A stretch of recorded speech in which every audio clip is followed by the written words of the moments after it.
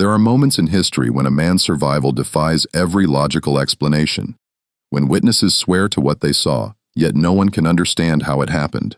In a remote plantation in Georgia, 1847, a wealthy landowner named Baron Wilhelm Vanir devised what he believed would be the perfect punishment for a slave who had embarrassed him in front of distinguished guests. The plan was simple, brutal, and foolproof. Lock the man inside a reinforced pen with 6 of the most aggressive bulls on the property.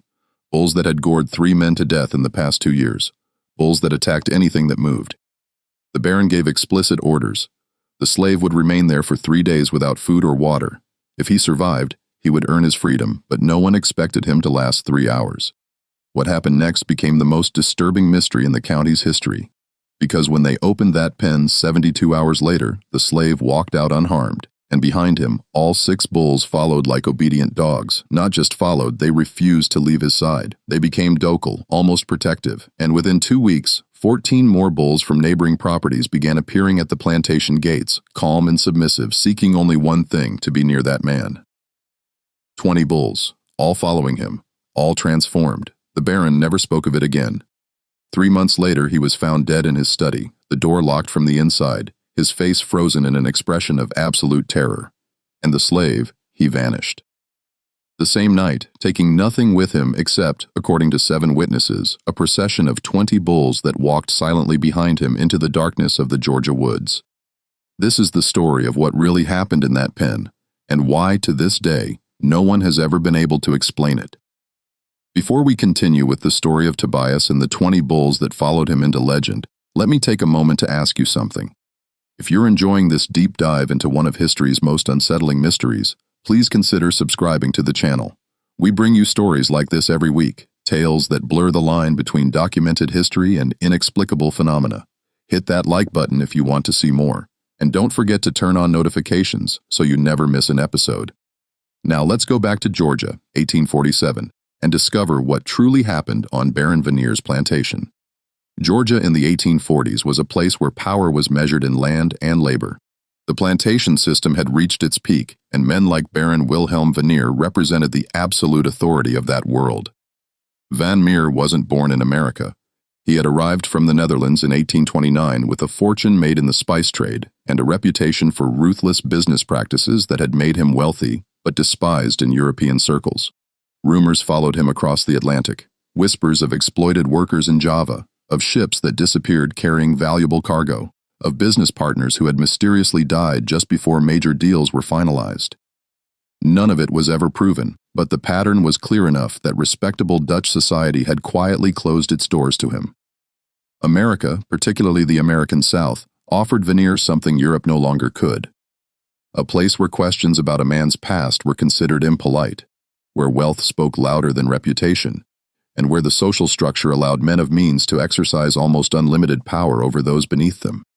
He purchased a sprawling estate near the town of Valdosta in southern Georgia, transforming it into one of the most profitable cotton plantations in the region.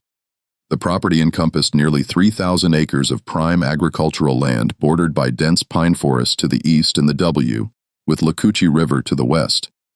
But Vandermeer had another obsession beyond cotton, cattle, specifically bulls.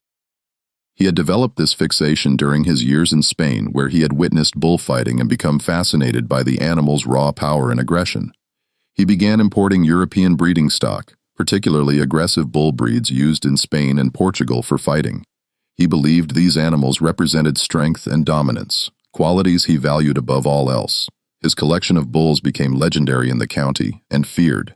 Workers whispered about the devil's herd, bulls so vicious they had killed 3 men who had attempted to handle them. The first death had occurred in 1845. A worker named Henry, who had experience with cattle from his previous plantation, had been tasked with moving one of the bulls to a different pen. The bull, a massive gray beast Vanir had named Titan, had seemed calm at first, but the moment Henry entered the pen with a lead rope, Titan charged. The attack was so sudden and violent that the other workers watching couldn't react in time. By the time they managed to distract the bull and pull Henry's body out, he was already dead, his chest crushed, several ribs broken and driven into his lungs.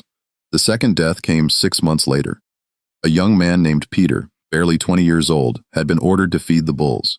He had approached the pen cautiously, sliding the feed through a gap in the fence, as he'd been instructed. But one of the bulls, a black beast with scarred flanks that Vanir called Goliath, had somehow managed to force its head through the gap, catching Peter's arm in its jaws. The bull had pulled with such force that Peter was dragged against the fence, his shoulder dislocating, his arm breaking in 3 places. Other workers had rushed to help, but in the chaos, Peter had fallen and struck his head against a fence post. He died 2 days later, never regaining consciousness, his arm so badly mangled that the plantation's doctor said even if he had survived, he would have lost the limb. The third death was the most disturbing. A man named Samuel, who had worked with livestock for over 15 years and was considered one of the most experienced handlers on the property, had been tasked with treating an injury on one of the bulls. The animal had gotten a deep cut on its leg, and Vanir wanted it treated to prevent infection. Samuel had approached carefully, speaking softly to the bull, moving slowly. He had managed to get close enough to examine the wound, but when he touched the bull's leg, the animal had exploded into violence. It had reared up, its hooves catching Samuel in the chest and head. The other workers had managed to pull Samuel out, but he had died within minutes, his skull fractured, blood pouring from his ears and nose. After Samuel's death, Vandermeer had the pen reinforced with additional iron bars and thicker posts. He also decreed that no worker was to enter the pen under any circumstances. The bulls would be fed from outside through specially designed chutes. Water would be provided through troughs that could be filled from a safe distance. The bulls would live in that pen, isolated and dangerous, a testament to Vanir's wealth, and his ability to maintain something that served no practical purpose beyond demonstrating his power. The plantation itself was a world unto itself. Over 200 people lived and worked there, most of them enslaved, their lives controlled entirely by Vanir's whims. The main house was a grand structure built in the Greek Revival style that was popular among wealthy Southerners of the era. White columns, wide verandas, tall windows designed to catch any breeze during the brutal summer months. The house sat on a slight rise, positioned so that Vanir could look out from his second-floor study and see the entire plantation spread before him. The cotton fields stretching toward the horizon, the worker quarters arranged in neat rows, the barns and storage buildings, and far to the east the bullpen, a dark square against the treen. Vanir ruled with calculated cruelty. He was not a man who beat his slaves himself. He considered such behavior beneath his dignity, the mark of someone who had lost control. Instead, he employed an overseer named Dalton, a lean, hard man from South Carolina who had a reputation for efficiency and brutality. Dalton handled the physical enforcement of discipline. While Vandermeer orchestrated the psychological control, he believed in making examples, in creating situations where people would humiliate themselves or each other, and fostering an environment of fear and uncertainty where no one could ever feel secure. He would, for instance, announce that he was considering granting freedom to one of the enslaved workers, then spend weeks having different people audition for the privilege, performing tasks or answering questions, building hope, only to ultimately declare that none of them had proven worthy. Or he would pit workers against each other, promising rewards to whoever produced the most cotton in a week, then finding reasons to disqualify the winner and give the reward to someone else entirely. These games served no purpose beyond his own amusement and the maintenance of absolute control. His wife Margaret was a quiet woman who had come from a respectable Dutch family that had fallen on hard times. She had married Vandermeer more out of necessity than affection. Her family needed the financial security he could provide, and he wanted the social legitimacy that came with marrying into an old European family. She spent most of her time in the main house, managing the household staff, reading and writing letters to family members back in the Netherlands. She rarely spoke about her husband's business practices, and when she did, it was always in the most general diplomatic terms. Those who knew her well, her personal maid, the cook, a few of the house servants, whispered that she was deeply unhappy, that she often cried in her private chambers, that she had once tried to leave, but had been convinced or threatened into staying. The plantation's social structure was complex and carefully maintained. At the top sat Vanir and his wife, then a small tier of white overseers and managers, then skilled workers, some enslaved, some free blacks who worked for wages, then field workers, and at the very bottom those who had been designated as troublemakers or were being punished. Movement between these tiers was rare and entirely at Vandermeer's discretion. Among the enslaved population was a man named Tobias. No one knew his age exactly. He appeared to be in his 30s, though his eyes suggested someone much older. He had been purchased at auction in Savannah 5 years earlier, part of a group brought from a plantation in South Carolina that had gone bankrupt after a series of bad harvests and poor investments. The auction records listed him simply as Tobias male, approximately 30 years, field hand, no known family. But those who had traveled with him from South Carolina told a different story. They said Tobias had been different from the moment they'd known him. He rarely spoke, but when he did, his words carried weight. He had a way of looking at people that made them uncomfortable, as if he could see past whatever face they were presenting to the world and into something deeper. Some of the other enslaved people from South Carolina claimed that Tobias had been born in Africa, that he had been brought over as a child and still remembered the old ways, the old languages, the old beliefs. Others said he had been born in America but had been taught by someone who knew those things. A few whispered that he wasn't entirely human, that he was something else wearing a human shape. But these whispers were always quickly silenced. Such talk was dangerous, the kind of thing that could get people accused of practicing forbidden religions or planning rebellions. What everyone agreed on was that Tobias had a strange gift with animals. Horses that were skittish and difficult to manage would calm in his presence. Dogs that barked at everyone else would sit quietly when he approached. Even wild animals seemed to react differently to him. Workers reported seeing him stand perfectly still in the fields while deer grazed nearby, unafraid or watching as birds would land on his shoulders and arms as if he were a tree. When Vanir had purchased Tobias, he had initially assigned him to field work. But within a week, the stable master, an older free black man named Marcus, had requested that Tobias be reassigned to work with the horses. Marcus had noticed Tobias's effect on the animals and recognized it as something valuable. Vandermeer had agreed, always willing to maximize efficiency, and Tobias had been moved to the stables. For 5 years, Tobias had worked there quietly and competently.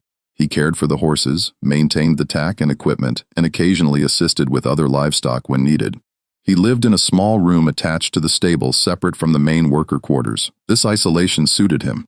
He spent his evenings alone, and on Sundays, when most of the enslaved population gathered for the supervised religious services Vandermeer allowed, believing that controlled religion kept people docile. Tobias would disappear into the woods, returning only after dark. Some people found this behavior suspicious. Dalton, the overseer, had questioned Tobias about it several times, demanding to know what he was doing in the woods. Tobias had always given the same answer: walking, thinking, praying. It wasn't enough to punish him for. He wasn't breaking any explicit rules, but it marked him as someone to watch. Marcus, the stable master, was one of the few people Tobias spoke to with any regularity. Marcus was in his 60s, a man who had been born into slavery, but had purchased his freedom 20 years earlier through a combination of saved wages and a generous loan from a Quaker merchant who opposed slavery. He had chosen to stay in the South and work for wages, sending money to family members who were still enslaved, hoping to eventually buy their freedom as well. He was a careful man, someone who had learned to navigate the dangerous waters of Southern society without making waves. Marcus had tried on several occasions to draw Tobias out to learn more about him, but Tobias remained guarded. The most Marcus had ever gotten from him was a single conversation. Late one night, when both men were working in the stable, treating a horse that had developed a bad cough. "You've got a gift," Marcus had said, watching as Tobias held his hand on the horse's neck, the animal's breathing gradually steadying. "I've been around horses my whole life, and I've never seen anyone with a touch like yours." Tobias had been silent for a long moment, then he'd said quietly, "It's not a gift, it's understanding." Understanding what? That they're not so different from us. They feel fear, they feel pain, they want to be safe. If you understand that, really understand it, they know, they can tell. Marcus had nodded slowly. "Where'd you learn that?" Tobias had looked at him then, and Marcus had felt that uncomfortable sensation that others had described. "The feeling of being seen too clearly from someone who understood it better than I do," Tobias had said. "Someone who's gone now." He hadn't elaborated, and Marcus hadn't pushed, but the conversation had stayed with him. There was something about Tobias that didn't quite fit the world they lived in. He was too calm, too centered, too unafraid in a place where fear was the primary tool of control. Vanir had noticed Tobias's gift as well, though he interpreted it differently. He saw it as a useful skill, something to be exploited. He had used Tobias several times to handle difficult livestock, always with success, but he also viewed it with suspicion. Vandermeer didn't like things he couldn't understand, and Tobias's effect on animals felt like something beyond normal skill. It suggested a kind of power, and Vanir couldn't tolerate the idea of anyone on his plantation having power that didn't come directly from him. This tension had been building for 5 years, unspoken, but present. And then came the incident that would change everything. The incident that led to Tobias's punishment happened on a warm April evening in 1847. Vanir was hosting a dinner for several prominent plantation owners from neighboring counties. These gatherings were important to him. They were opportunities to display his wealth, to reinforce his position in the social hierarchy, to make business connections and political alliances. He had been planning this particular dinner for weeks, ensuring that every detail would be perfect. The guest list included some of the most powerful men in southern Georgia. There was Colonel James Hartley, who owned a plantation twice the size of Vanir and had connections to the state legislature. There was Richard Brennan, a wealthy merchant who controlled much of the cotton trade in the region.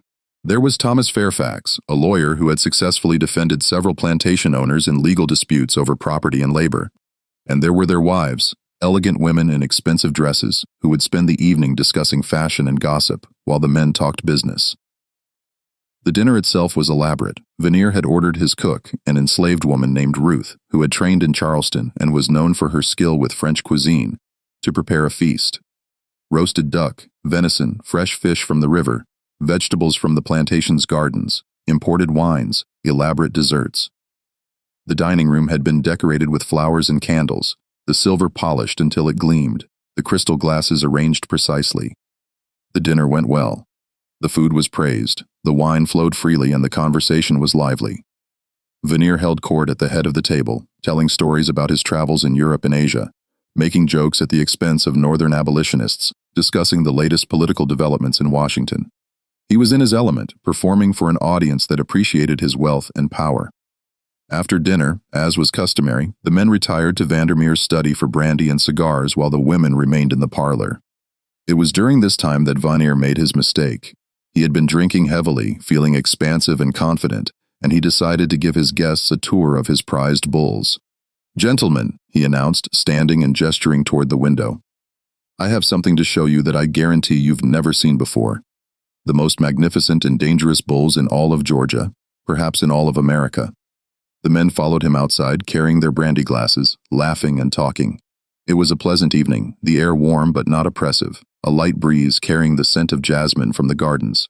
They walked across the grounds, past the worker quarters where people watched silently from windows and doorways, past the cotton fields where the plants were just beginning to show their first growth, toward the eastern edge of the property where the bullpen stood. The pen was an impressive structure built to contain animals that most men wouldn't dare approach. The fence was constructed of thick wooden posts, each one sunk 4 feet into the ground and reinforced with iron bars. The posts were spaced close together, too close for even a determined bull to force its way through. The gate was equally formidable, made of heavy timber and secured with multiple iron chains and locks. Inside the pen, which measured roughly 60 foot and 40 foot, 6 bulls moved in the fading light. Vanir began describing each bull, pointing them out with obvious pride. "That one there, the gray beast, that's Titan, imported from Spain, killed a man in 1845, crushed his chest like it was made of paper. And that black one, the one with the scars, that's Goliath, Portuguese stock, responsible for 2 deaths. The others are equally dangerous. I keep them here as a reminder of what true power looks like. Strength without mercy, dominance without question," the guests murmured. Appreciatively, though several of them looked uneasy. These were men who understood violence and power, but there was something unsettling about keeping animals this dangerous for no practical purpose beyond display. As Vandermeer continued his presentation, Goliath began to show signs of agitation. The massive black bull started pawing at the ground, snorting, tossing its head. Then it charged at the fence, slamming into it with tremendous force. The impact was so violent that the entire fence shook, and several of the guests stepped back instinctively. Vandermeer laughed, clearly pleased by their reaction. "Don't worry, gentlemen, the fence is solid. These beasts can throw themselves against it all day and they won't break through. I had it built specifically to contain them." Goliath charged again, and this time the other bulls joined in, all of them rushing at the fence, bellowing with rage. The sound was deafening, a chorus of animal fury that echoed across the plantation. The guests were no longer smiling. Even Vandermeer looked slightly concerned, though he tried to hide it. "They're more agitated than usual," he said, raising his voice to be heard over the noise. "Perhaps they sensed the presence of so many people." And then, as if on cue, Tobias appeared. He had been working in the stable, which was located about 50 yards from the bullpen. He had heard the commotion and had come to investigate, thinking perhaps one of the horses had been spooked by the noise. He was carrying a bucket of feed, his work clothes dusty, his expression neutral. The moment Tobias came within 20 feet of the pen, everything changed. The bulls stopped. Not gradually, not slowly. They simply stopped as if someone had thrown a switch. Goliath, who had been in mid-charge, planted his hooves and stood perfectly still. The other bulls did the same. The bellowing ceased. The only sound was the evening breeze rustling through the pine trees. The silence was more unsettling than the noise had been. All 6 bulls turned to face Tobias. They didn't move toward him, didn't show any signs of aggression. They simply stood there watching him with what could only be described as focused attention. Their breathing slowed, their bodies relaxed. It was as if they had forgotten the fence, forgotten the men standing on the other side, forgotten everything except the presence of this one person. Vandermeer stared at Tobias, his face darkening. The guests looked between Tobias and the bulls, confused and fascinated. Colonel Hartley, who had drunk more brandy than the others and was feeling bold, laughed nervously. "Well, Baron, it seems your slave has more control over your bulls than you do. Perhaps you should have him give them their tour instead." It was meant as a joke, a light-hearted comment to break the tension. But the moment the words left Hartley's mouth, the atmosphere changed. Vandermeer's expression shifted from confusion to something darker, humiliation mixed with rage. The other guests fell silent, sensing immediately that something had gone wrong. Vandermeer turned slowly to look at Hartley. "Is that so?" he said quietly. His voice was calm, but there was an edge to it that made everyone uncomfortable. Hartley, realizing his mistake, tried to backtrack. "I meant no offense, Baron. I was simply commenting on the remarkable effect your man seems to have on the animals. It's quite impressive, really." But the damage was done. Vanir had been embarrassed in front of his peers, his authority questioned, his power diminished, and he had been embarrassed by a slave, someone who was supposed to be beneath notice, beneath consideration. This was intolerable. Vanir looked at Tobias, who had frozen in place, understanding immediately that something terrible had just been set in motion. Tobias's face remained neutral, but his eyes showed a flicker of something. Not fear exactly, but recognition. He knew what was coming. "Tobias," Vandermeer said, his voice carrying across the distance between them. "Come here." Tobias set down his bucket and walked slowly toward the group of men. He kept his eyes down, his posture submissive, playing the role that was expected of him. But everyone watching could sense that it was a performance, that beneath the surface Tobias was something other than what he appeared to be. When Tobias reached the fence, Vandermeer studied him for a long moment. The bulls remained calm, still watching Tobias, still ignoring everything else. "You have a gift with animals," Vandermeer said. It wasn't a question. "I work with them, sir," Tobias replied quietly. "I've learned their ways." "Learned their ways." Vandermeer repeated his tone, mocking. "How modest. Colonel Hartley here seems to think you have more control over my bulls than I do. What do you think about that?" Tobias said nothing. There was no safe answer to that question.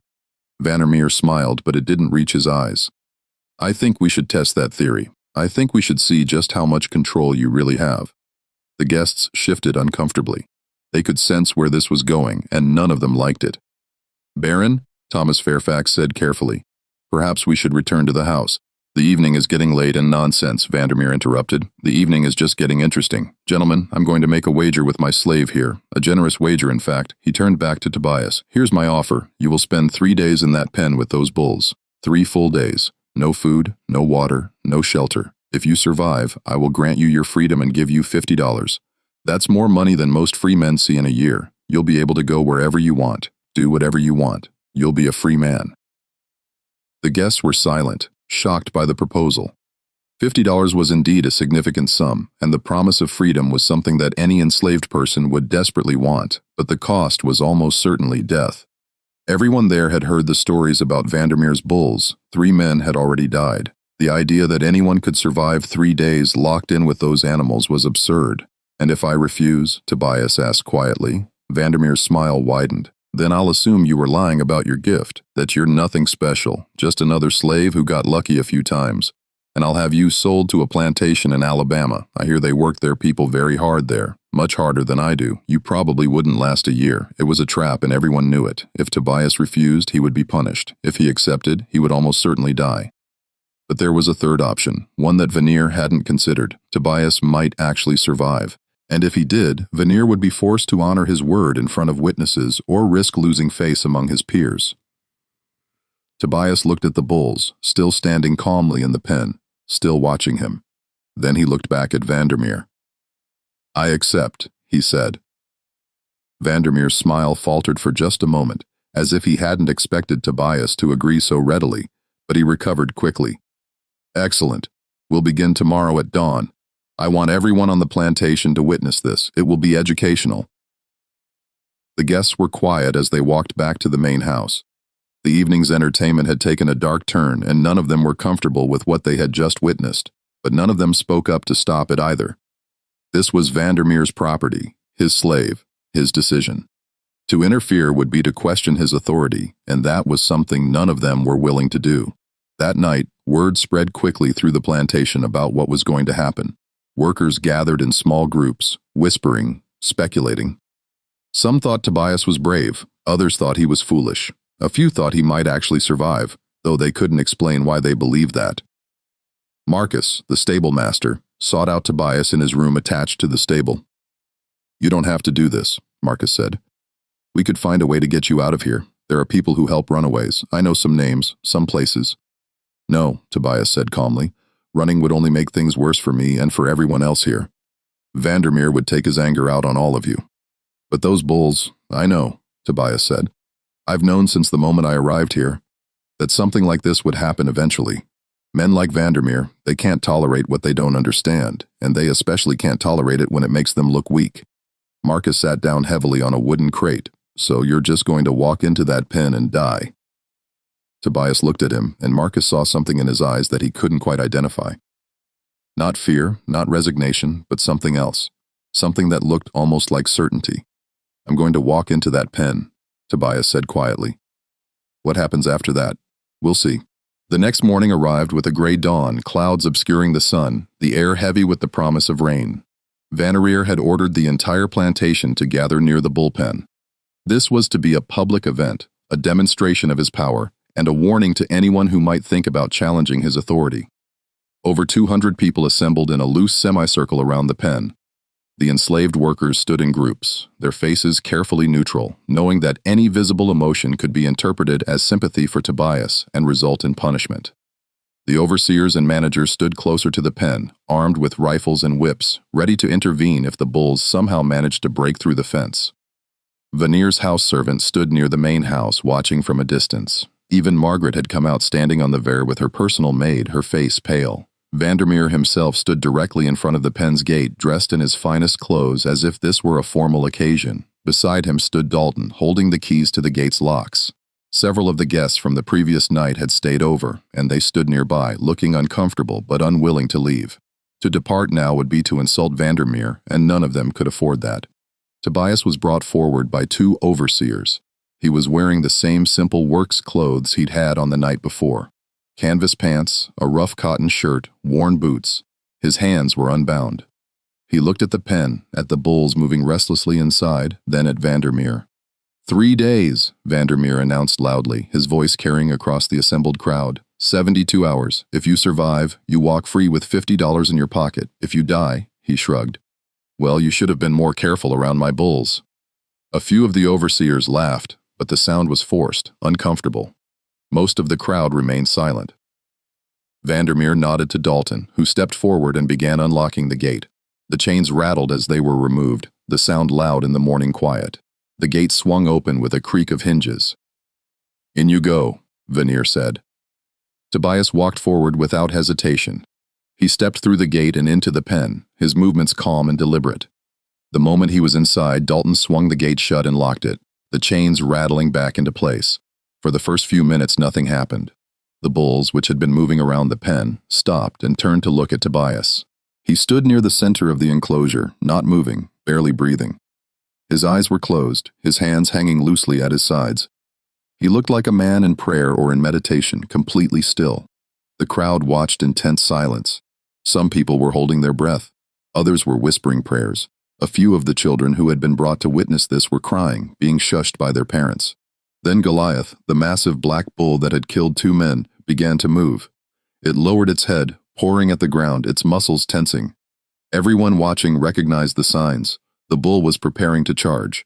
Several people in the crowd gasped. One woman screamed. Vandermeer leaned forward, his eyes fixed on Tobias, a slight smile on his face. Goliath charged. The bull rushed forward with terrifying speed, its hooves thundering against the packed earth, its head lowered, its horns aimed directly at Tobias.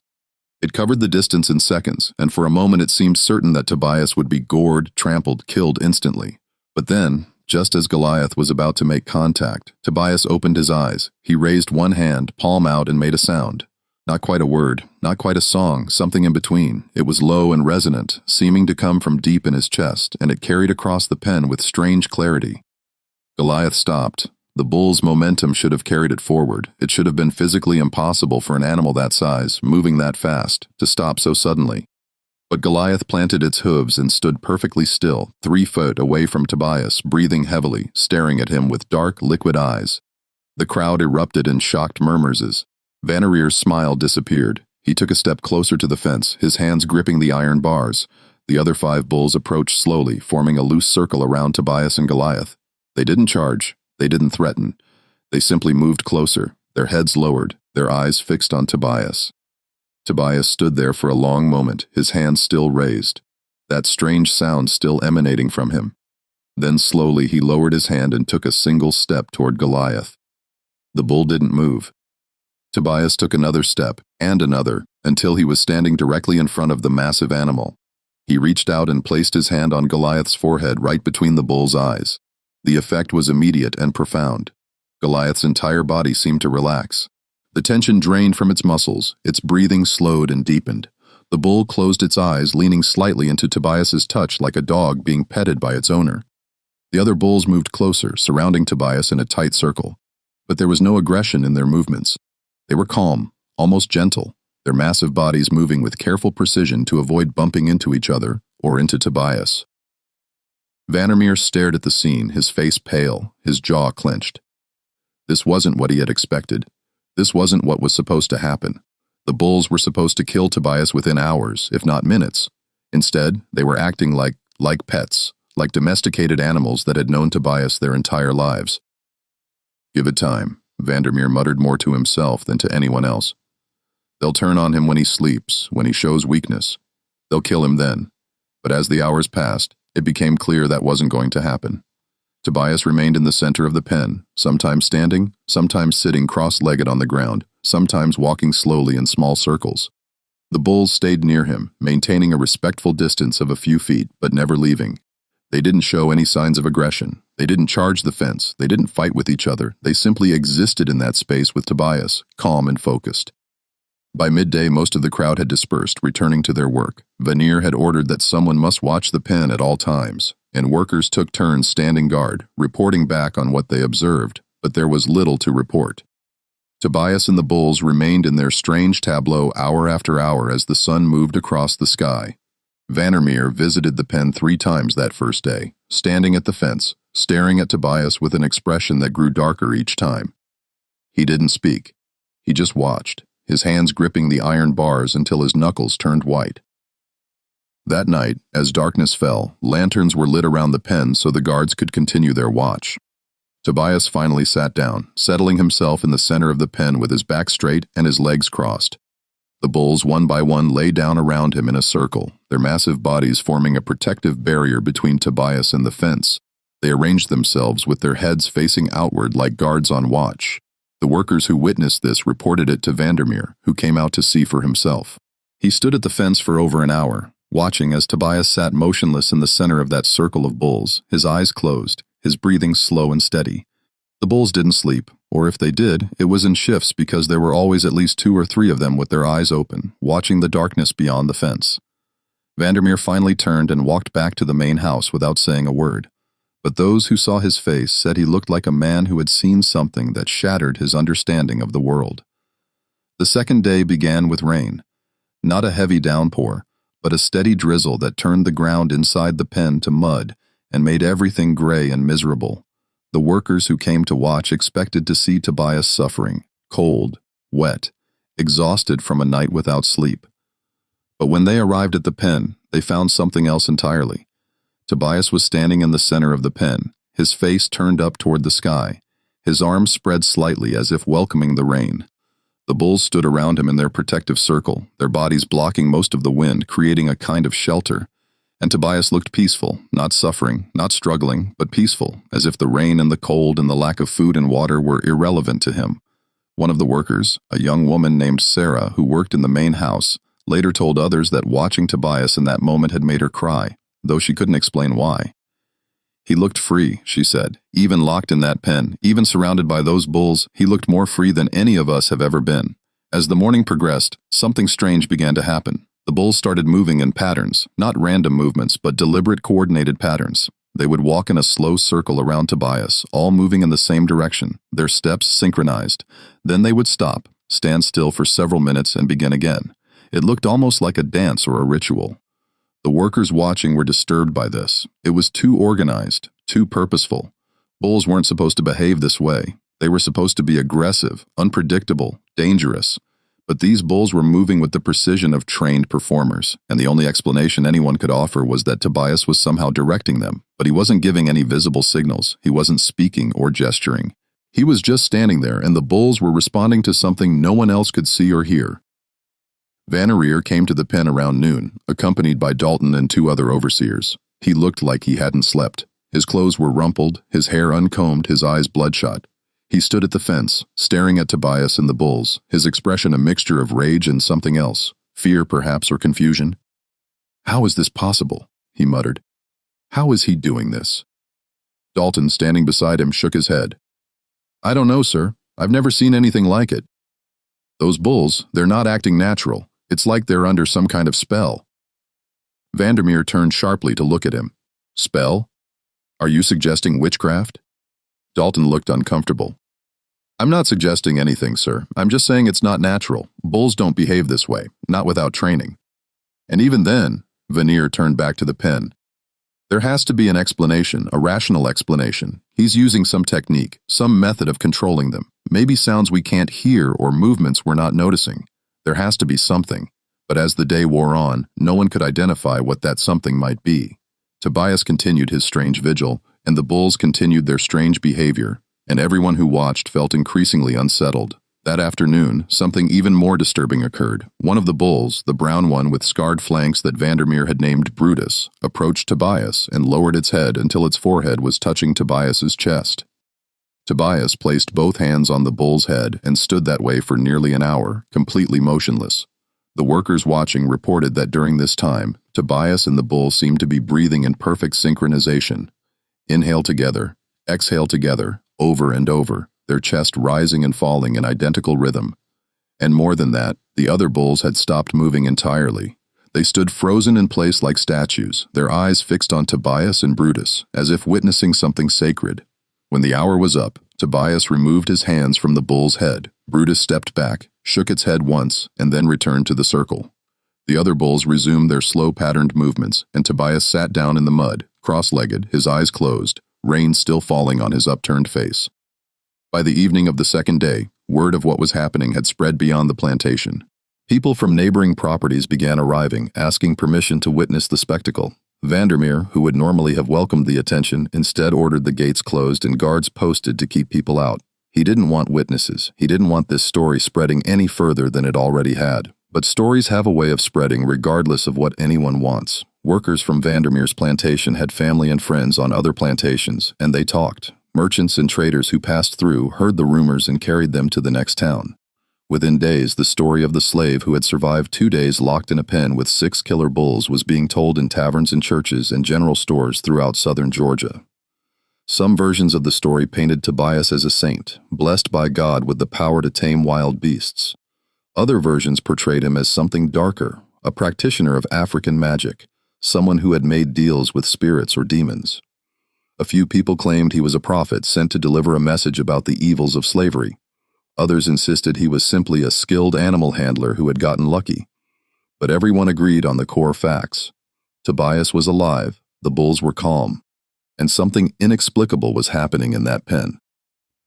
On the evening of the second day, Vandermeer locked himself in his study and began drinking heavily. His wife Margaret tried to speak with him, but he ordered her away.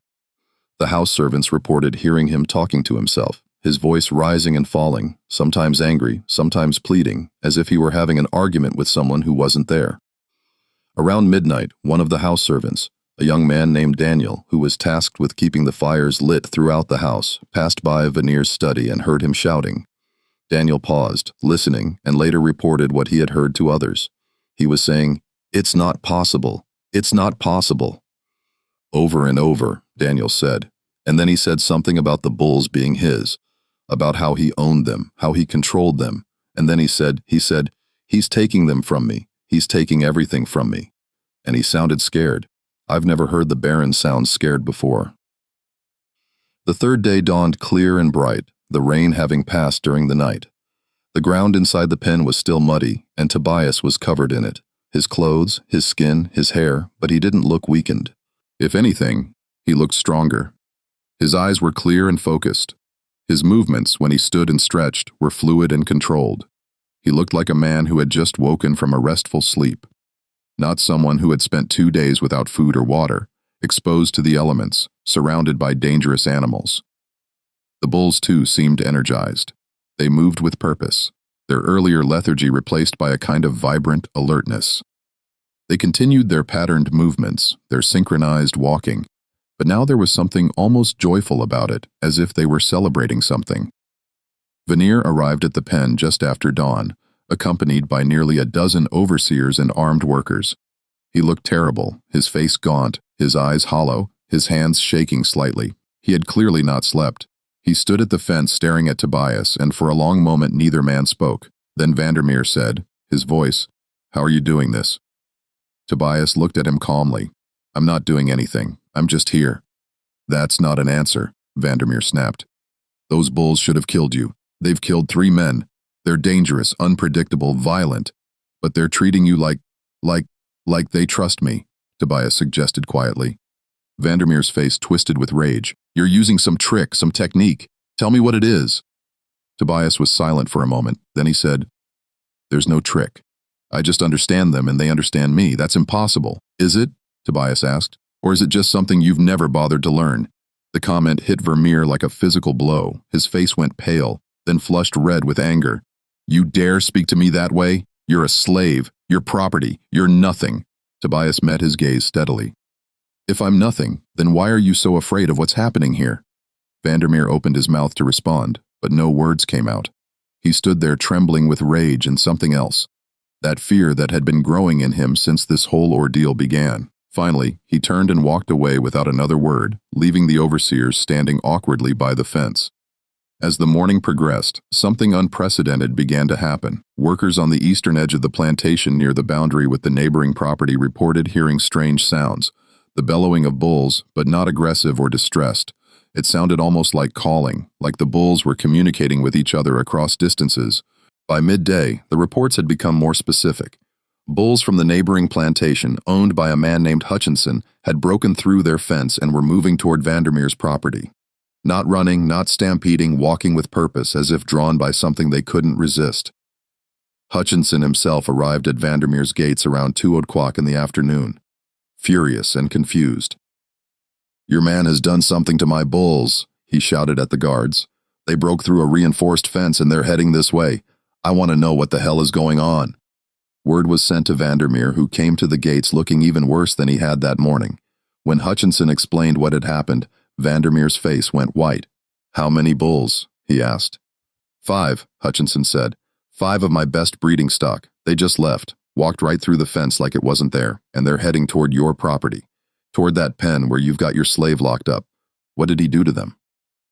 Vandermeer had no answer. He ordered his overseers to try to intercept the bulls to drive them back to Hutchinson's property. But when the overseers found the bulls, 5 massive animals walking in a loose group through the pine forest, they couldn't turn them. The bulls ignored the overseers' shouts and whips. They simply kept walking, their eyes fixed on something in the distance, something only they could see.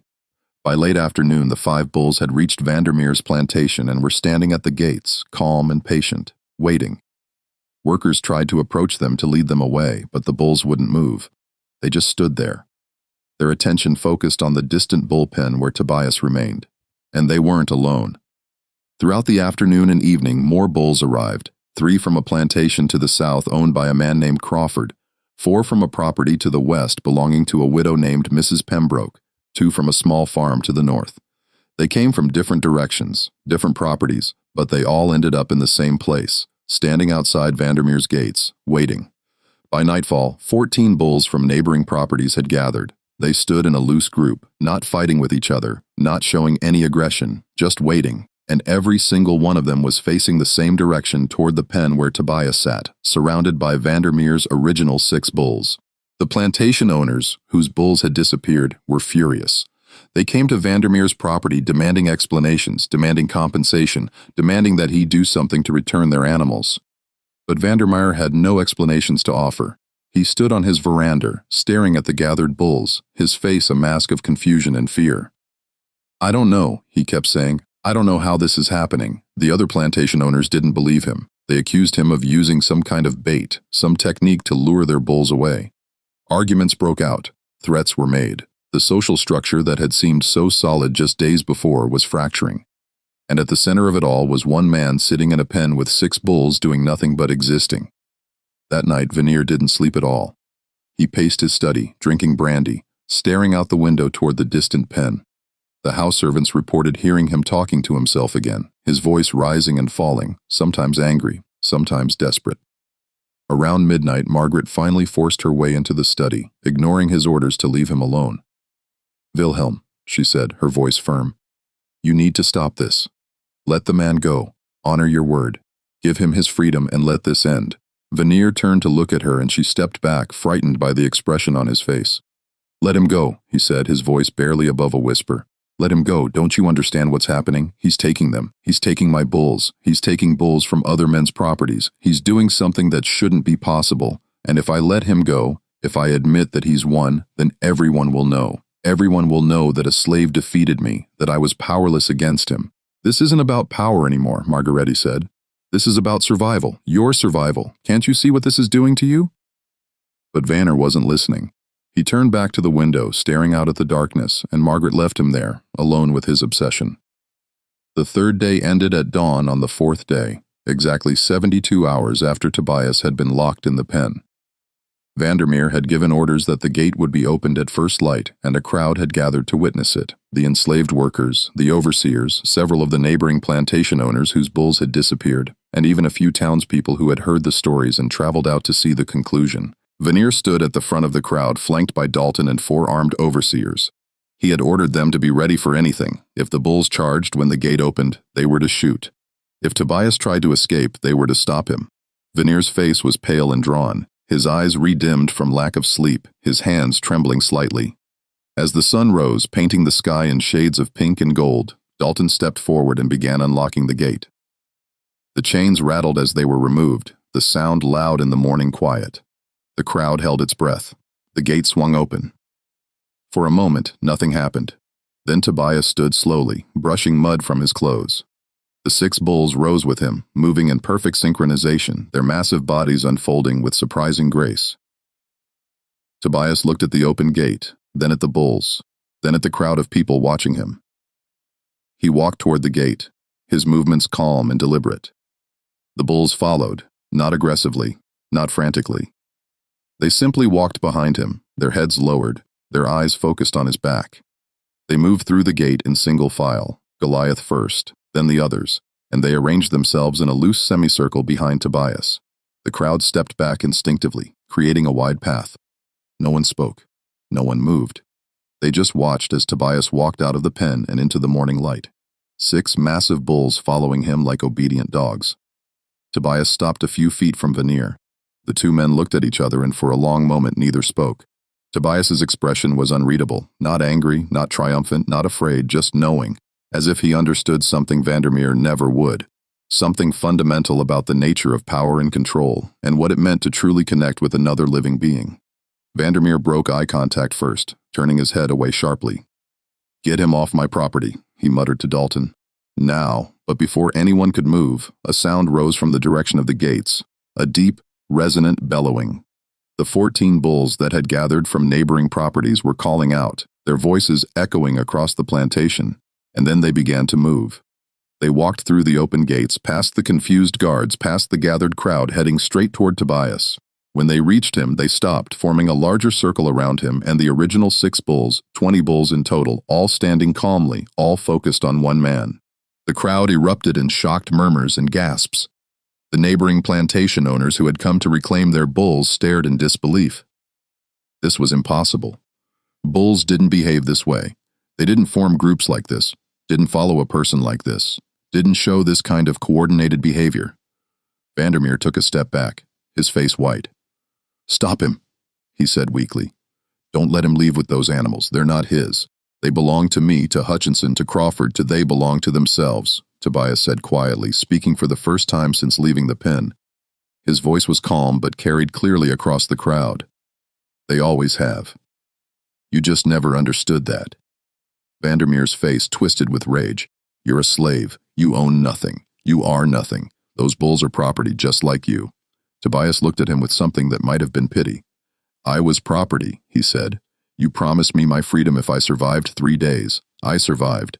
So now I'm free, and these bulls," he gestured to the animals surrounding him, "they've made their choice." "Shoot him," Vanir suddenly shouted, turning to the armed overseers. "Shoot him and scatter those bulls." But none of the overseers moved. They looked at each other nervously, but no one raised their weapons. The sight of 20 massive bulls standing in perfect calm around one man was too strange, too unsettling. It felt wrong to interfere, as if doing so would break some natural law they didn't understand. Dalton stepped forward, his voice low. "Sir, you made a promise in front of witnesses. If we break that promise now, your word will mean nothing. Every man here will know you can't be trusted." Vandermeer looked around at the crowd, at the neighboring plantation owners watching him, at his own workers who had witnessed his promise. He was trapped. If he honored his word, he lost faith by allowing a slave to defeat him. If he broke his word, he lost faith by proving himself untrustworthy. There was no way out that didn't damage his reputation and authority. Finally, his shoulders sagged. "Fine," he said, his voice barely audible. "Take your freedom. Take the $50 and get off my property. I never want to see you again." Tobias nodded slowly. "I'll need the money in writing. A document stating that I'm free, signed by you, witnessed by these men. Otherwise, I'll be captured as a runaway the moment I leave here." Vandermeer's jaw clenched, but he knew Tobias was right. He turned to Dalton. "Prepare the papers and get him his money." It took nearly an hour to prepare everything. Vandermeer's personal secretary was summoned to write out a formal document of manumission declaring that Tobias was hereby freed from slavery and granted $50 as payment for services rendered. Vandermeer signed it with a shaking hand, and 3 of the neighboring plantation owners signed as witnesses, their expressions ranging from confusion to fascination. During this time, Tobias stood quietly with the 20 bulls surrounding him. Workers brought him water, which he drank slowly, and some bread, which he ate in small bites. The bulls remained calm, occasionally shifting position, but never straying far from Tobias. When the papers were finally ready, Dalton brought them to Tobias along with a small leather pouch containing $50 in coins. Tobias took the papers, read them carefully, then folded them and tucked them inside his shirt. He took the pouch and nodded his thanks. "Where will you go?" Dalton asked quietly. He had always treated Tobias with more respect than the other overseers, and there was genuine curiosity in his question. Tobias looked toward the east, toward the dense pine forest that stretched for miles beyond the plantation. "Somewhere quiet," he said. "Somewhere we can live in peace." "We?" Dalton asked, glancing at the bulls. Tobias smiled slightly. "Yes, we." He began walking toward the road that led away from the plantation, and the bulls followed. They moved in a loose procession, some walking beside him, others behind, forming a protective formation around him. The crowd parted to let them through, workers and overseers and plantation owners all stepping aside, watching in stunned silence as this impossible parade passed by. Some of the enslaved workers reached out as Tobias passed, not touching him but extending their hands as if seeking some kind of blessing or confirmation that what they were seeing was real. A few were crying, though they couldn't explain why. Others whispered prayers or made signs against evil, unsure whether what they were witnessing was divine or demonic. Tobias walked down the long dirt road that led away from the plantation, the morning sun rising behind him, casting his shadow and the shadows of 20 bulls long across the ground. He didn't look back. He just kept walking steady and purposeful, and the bulls followed. Vandermeer watched from the rear of his main house, his hands gripping the railing so tightly his knuckles were white. His face was twisted with an expression that combined rage, fear, and something else. A kind of existential horror, as if he were watching the collapse of everything he believed about the world and his place in it. Margaret stood beside him, her hand on his arm, trying to offer comfort, but Vanir didn't seem to notice her. He just stared at the distant figure of Tobias and his procession of bulls until they disappeared into the treine and were gone. In the days and weeks that followed, the story of what had happened at Vandermeer's plantation spread throughout Georgia and beyond. Newspapers picked up the tale, though they treated it with skepticism, suggesting that the accounts had been exaggerated or that there was some rational explanation that hadn't been properly investigated.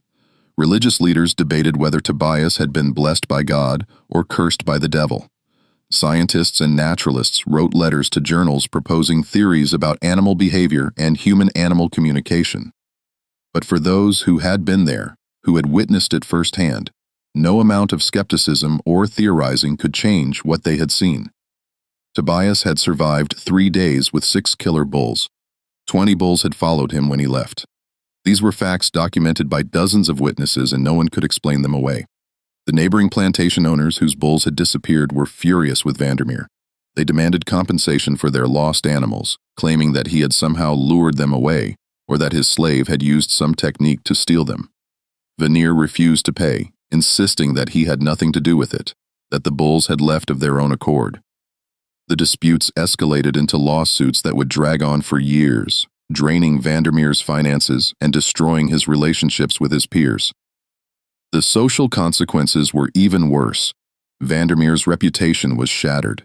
The story of how a slave had defeated him, had survived his punishment, and walked away free with 20 bulls following him became a source of mockery and gossip throughout the region. Other plantation owners began to question his judgment, his authority, his competence. Invitations to social gatherings dried up. Business deals fell through. He became isolated, a man who had lost the respect of his peers. But the worst effects were psychological. Vanir became obsessed with understanding what had happened. He spent hours in his study reading books about animal behavior, about African religions and folk practices, about anything that might explain Tobias's gift. He consulted with people he would have once dismissed as charlatans, root workers, folk healers, traveling preachers who claimed knowledge of the supernatural. He wanted answers, needed answers, but none were forthcoming. His behavior grew increasingly erratic. Workers reported seeing him walking the grounds at night, carrying a lantern, muttering to himself. He would stand by the empty bullpen for hours, staring at the ground where Tobias had sat, as if searching for some clue written in the mud. He stopped sleeping regularly, stopped eating properly, stopped maintaining the careful facade of control that had defined his public persona. Margaret tried to help him, tried to convince him to let it go, to move on. But Vanir couldn't. He had built his entire identity around the idea of control. Control over his property, his workers, his animals, his world. And Tobias had shattered that illusion completely. If one man could do what Tobias had done, if the natural order could be disrupted so easily, then what did that say about Vandermeer's power? What did it say about the entire system he had built his life around? The plantation's productivity declined sharply. Workers whispered that the land itself had turned against Vandermeer, that crops were failing in fields that had always been fertile. Horses became skittish and difficult to manage. Even the dogs seemed nervous, barking at nothing, refusing to enter certain areas of the property. Whether these problems were real or imagined, the result of Vanir's declining attention to management or simply bad luck, they contributed to the sense that something fundamental had broken. About 6 weeks after Tobias's departure, a traveling preacher passed through Valdosta and stopped at a tavern where he told a strange story to anyone who would listen. He claimed that while traveling through the backwoods of southern Georgia, he had encountered a man living in a clearing deep in the forest. The man was surrounded by bulls. The preacher counted at least 20, and they lived together in what could only be described as harmony. The bulls grazed peacefully, the preacher said, his hands shaking as he recounted the story, and the man moved among them without fear. I tried to approach to offer Christian guidance, but the man looked at me with eyes that seemed to see through me, and I felt such overwhelming unease that I turned and fled. It wasn't natural. That man, he wasn't right. And those bulls, they watched me like they were guarding him, like they would kill for him if he asked. When Vandermeer heard this story, and he heard it quickly as gossip traveled fast, he became convinced that Tobias was practicing some form of dark art in the woods. He began making plans to find him, to confront him, to somehow undo whatever had been done.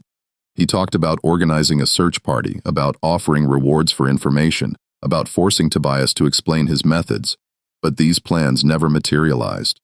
Vanir's mental state continued to deteriorate. He began experiencing what he described as visions, seeing bulls standing outside his windows at night, hearing their breathing, feeling their eyes on him even when he was alone in locked rooms. His wife and servants tried to convince him that these were hallucinations, products of stress and lack of sleep, but Vanir insisted they were real. "He's watching me," Vanir would say, staring out his study window into the darkness. "Tobias, he's out there with those bulls and he's watching me. He knows what I'm thinking. He knows what I'm planning. He won't let me rest." 3 months after Tobias's departure on a humid July night, Baron Wilhelm Vanir locked himself in his study. He told Margaret he was not to be disturbed, that he had important business matters to attend to. She had heard this before and knew better than to argue. She retired to her chambers, and the house settled into its usual nighttime quiet. The next morning, when the household staff knocked on the study door to bring breakfast, there was no answer. They knocked again, louder. Still nothing. Dalton was summoned. He tried the door and found it locked from the inside. He called out to Vandermeer. Silence. Growing concerned, Dalton ordered the door broken down. It took 3 men with a heavy beam to finally splinter the lock and force the door open. What they found inside would haunt everyone present for the rest of their lives. Baron Wilhelm Vanir sat in his chair behind his desk, slumped forward, his head resting on his arms. At first, they thought he had simply fallen asleep, but when Dalton approached and touched his shoulder, the body was cold and stiff. Vanir had been dead for hours. There were no signs of violence, no wounds, no blood, no indication of poison or struggle. The room was exactly as it always was. Books on shelves, papers on the desk, a half-empty glass of brandy sitting nearby. The windows were closed and locked from the inside. The door had been locked from the inside. There was no way anyone could have entered or left. But it was Vanir's face that disturbed them most. His eyes were wide open, staring at something only he could see. His mouth was frozen in a silent scream. His hands were clenched so tightly that his fingernails had drawn blood from his palms. Every muscle in his face was contorted in an expression of absolute, overwhelming terror. The doctor who examined the body could find no cause of death. The heart had simply stopped. "It's as if," the doctor said carefully, choosing his words. He was literally frightened to death, as if he saw something so terrifying that his heart couldn't withstand it. On the desk beneath Vandermeer's arm, they found a piece of paper. It was covered in frantic handwriting, barely legible, the words scrolled in desperate haste. Dalton picked it up and read it aloud to the others present. "They're here, all of them, standing outside the window. 20 bulls just standing, watching, waiting. He's with them, Tobias. He's standing in the center and he's looking at me. He's looking through the window, through the walls, through everything. He sees me. He knows. They all know. They're not moving, just watching, just waiting. I can hear them breathing. I can hear their hearts beating. I can hear his heart beating. It sounds like thunder. It sounds like the earth itself. They're not leaving. They're never leaving. They're going to stand there forever watching, waiting until I—" The writing ended abruptly, the pen trailing off the page as if Vandermeer's hand had simply stopped working mid-sentence. Dalton immediately sent men to check the grounds outside the study windows. They found nothing, no hoofprints, no tracks, no evidence that any animals had been there at all. The grass was undisturbed. The ground was dry and hard from weeks without rain. There was no physical evidence to support what Vandermeer had written, but 7 workers, independently and without consulting each other, came forward in the following days to report that they had heard something strange the night Vandermeer died. Around midnight, they had heard what sounded like distant bellowing, the deep, resonant calls of bulls. But when they had looked outside, they saw nothing. The sound had seemed to come from everywhere and nowhere at once, echoing across the plantation like a warning or a judgment. One worker, an older woman named Ruth, who had been the plantation's cook, said something that others would remember for years afterward. "That sound," she said. "It wasn't angry. It wasn't threatening. It was just there, like the bulls were saying, 'We remember. We know what you did, and we're watching.' That's what it sounded like to me, like a reminder that some things can't be forgotten, no matter how much you want to forget them." Baron Wilhelm Vanir was buried in the family plot on the plantation grounds. The funeral was small and awkward. Few of the neighboring plantation owners attended, and those who did left quickly, uncomfortable with the whispers and rumors that had surrounded Vanir's death. The preacher who conducted the service kept his remarks brief and generic, avoiding any mention of the circumstances of Vandermeer's final months. Margaretha Van Meer sold the plantation within 6 months. She couldn't bear to stay there, couldn't sleep in the house where her husband had died in such a disturbing manner. She returned to the Netherlands with what remained of the family fortune, which had been significantly depleted by lawsuits and declining productivity.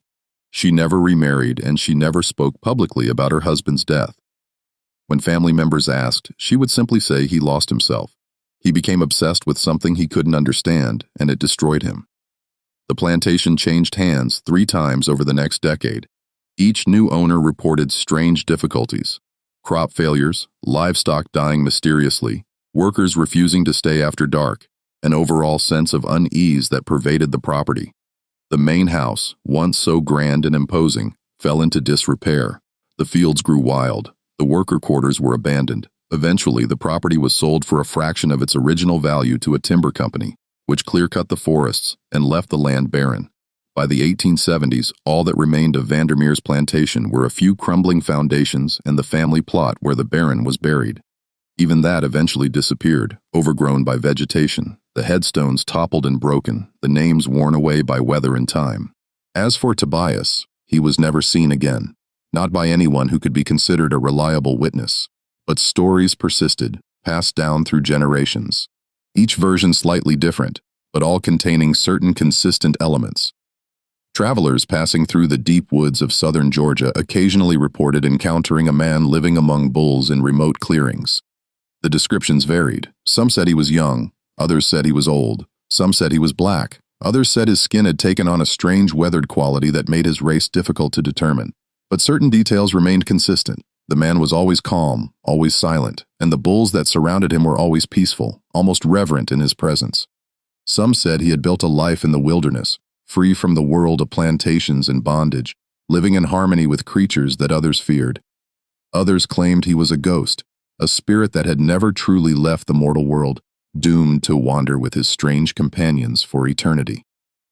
A few whispered that he had become something more than human, that his time in the bullpen had transformed him into a kind of guardian spirit for all animals that suffered under human cruelty. There was one account recorded in a journal kept by a surveyor named Thomas Whitley in 1851 that stands out among all the others. Whitley was mapping territory in the remote back country when he came across a clearing he described as unnaturally perfect, a circle of grass surrounded by dense forest, as if the trees themselves had decided not to grow there. In the center of the clearing, he saw a man sitting cross-legged on the ground, surrounded by bulls. Whitley counted 23 of them. The man looked up as Whitley approached, and Whitley wrote that he felt an overwhelming compulsion to stop walking, to go no further. His eyes, Whitley wrote, were not the eyes of a man who had suffered. They were the eyes of someone who had transcended suffering entirely, who had found something beyond it. I cannot explain what I felt in that moment, only that I understood without words that I was not welcome. Not because he bore me ill will, but because I did not belong in that space. It was his world, and I was merely passing through. The bulls watched me with the same calm attention, and I knew with absolute certainty that if I took another step forward, they would stop me. Not violently necessarily, but they would stop me. So I turned and left. Whitley never returned to that clearing, and when he tried to find it again years later using his own maps, he could not locate it. The clearing, he concluded, had either never existed or had ceased to exist the moment he left. The story of Tobias and the 20 bulls became a legend in southern Georgia, passed down through generations. It was told in different ways depending on who was telling it and who was listening. To enslaved people and their descendants, it became a story of resistance and transcendence. Proof that even in the darkest circumstances, there were ways to maintain dignity and power. To white Southerners, it became a cautionary tale about the dangers of underestimating those they considered inferior, or a ghost story to frighten children. But everyone agreed on one thing. Whatever Tobias had done in that bullpen, whatever understanding he had reached with those animals, it was something that defied explanation. The witnesses were numerous and credible. The facts were documented. Baron Vanir's death was recorded in official county records. The disappearance of the bulls was confirmed by multiple property owners. These things happened. They were real. But the mechanism, the reason, the truth behind it all that remains hidden, locked away in the same silence that Tobias carried with him into the wilderness. A silence that 20 bulls understood, but that no human ever could. In the end, we're left with questions that have no answers. Was Tobias born with a gift? Or did he learn something in his years of suffering that others never could? Were the bulls drawn to him by instinct or by something deeper, a recognition of kinship, of shared understanding between creatures who had both been broken and caged? And what did Baron Vandermeer see in those final moments before his heart stopped? Was it truly Tobias and 20 bulls standing outside his window? Or was it something else? Guilt, fear, the weight of his own cruelty manifesting as a vision he could not escape. Was it a hallucination born of stress and obsession? Or was it something more, something that suggested the world is stranger and more connected than we understand? That cruelty and suffering leave marks that can't be erased, that some debts must eventually be paid. We'll never know for certain. The plantation is gone, reclaimed by forest and time. The people who witnessed these events are long dead, and Tobias, wherever he went, took his secrets with him. But sometimes, even now, people traveling through the remote backwoods of southern Georgia report hearing something strange in the night, a sound like distant bellowing, deep and resonant, echoing through the trees. And occasionally in clearings where no one has built or lived for over a century, they find circles of flattened grass, as if large animals had rested there. But no tracks, no signs of how they arrived or where they went, just empty clearings, and the lingering sense that something inexplicable once happened there. Something that changed the rules, if only for a moment. Something that reminded us that the world is stranger and deeper than we can ever fully understand. And that perhaps is the real terror. Not monsters or ghosts or supernatural forces, but the possibility that reality itself has cracks in it. Places where the normal rules don't apply. Moments when a man can walk into a pen with 6 killer bulls and walk out 3 days later with 20 following him like shadows. Moments when the impossible becomes undeniably, terrifyingly real. Moments that force us to question everything we think we know about power, about control, about the nature of consciousness and connection, and what it means to truly understand another living being. The story of Tobias and the 20 bulls is one of those moments. It happened. The evidence is there. But the explanation that remains just out of reach, like a word on the tip of your tongue that you can never quite remember, and maybe that's how it should be.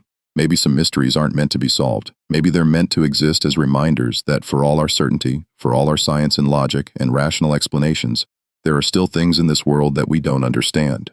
Things that happened, things that were witnessed and documented, but that refuse to fit neatly into our categories and explanations. Things that make us wonder late at night when we're alone with our thoughts. Whether the world is really as solid and predictable as we like to believe, or whether there are cracks in the foundation, places where something else can slip through, something older, something deeper, something that operates by rules we've forgotten or never knew. The story of Tobias is one of those cracks, and it remains open even now, more than a century and a half later. A question without an answer, a mystery without a solution. A reminder that some things once witnessed can never be explained away. What do you think of this story? Do you believe Tobias had a genuine gift, or was there a rational explanation that no one discovered? Could Vanir's death have been caused by guilt and fear alone, or was something else at work? Leave your thoughts in the comments below. And if you enjoyed this deep dive into one of history's most unsettling mysteries, please subscribe to the channel and hit that notification bell so you never miss another story. Until next time, remember the past is full of mysteries, and some of them refuse to stay buried. Fuse to stay buried. Fuse to stay buried. Fuse to stay buried. Fuse to stay buried. Fuse to stay buried. Fuse to stay buried. Fuse to stay buried.